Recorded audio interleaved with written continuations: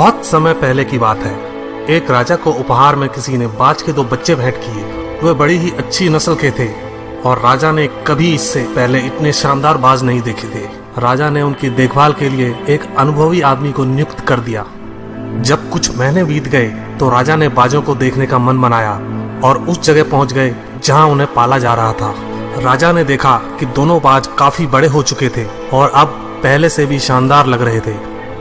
राजा ने बाजों की देखभाल कर रहे आदमी से कहा, मैं इनकी उड़ान देखना चाहता हूँ, तुम इन्हें उड़ने का इशारा करो। आदमी ने ऐसा ही किया। इशारा मिलते ही दोनों बाज उड़ान भरने लगे, पर जहां एक बाज आसमान की ऊंचाइयों को छू रहा था, वहीं दूसरा कुछ ऊपर जाकर उसी डाल पर आकर बैठ गया जिससे वो उड़ा था। ये देख राजा को कुछ अजीब लगा। क्या बात है, जहां एक बाज इतनी अच्छी उड़ान भर रहा है, वहीं ये दूसरा बाज उड़ना ही नहीं चाह रहा। राजा ने सवाल किया, जी हुजूर, इस बाज के साथ शुरू से यही समस्या है, वो इस डाल को छोड़ता ही नहीं। राजा को दोनों ही बाज प्रिय थे और वो दूसरे बाज को भी उसी तरह उड़ना देखना चाहते थे। अगले दिन पूरे राज्य में ऐलान कर दिया गया, जो व्यक्ति इस बाज को ऊंचा उड़ाने में कामयाब होगा उसे ढेरों इनाम दिया जाएगा। फिर क्या था, एक से एक विद्वान आए और बाज को उड़ाने का प्रयास करने लगे, पर हफ्तों बीत जाने के बाद भी बाज का वही हाल था। वो थोड़ा सा उड़ता और वापस उसी डाल पर आकर बैठ जाता।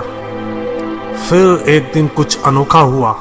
राजा ने देखा कि दोनों बाज आसमान में उड़ रहे हैं। उन्हें अपनी आंखों पर यकीन नहीं हुआ और उन्होंने तुरंत उस व्यक्ति का पता लगाने को कहा जिसने ये कारनामा कर दिखाया था। वह व्यक्ति एक किसान था। अगले दिन वह दरबार में हाजिर हुआ। उसे इनाम में स्वर्ण मुद्राएं भेंट करने के बाद राजा ने कहा, मैं तुमसे प्रसन्न हूं, बस तुम इतना बताओ कि जो काम बड़े बड़े विद्वान नहीं कर पाए वो तुमने कैसे कर दिखाया। मालिक, मैं तो एक साधारण सा किसान हूं। मैं ज्ञान की ज्यादा बातें नहीं जानता।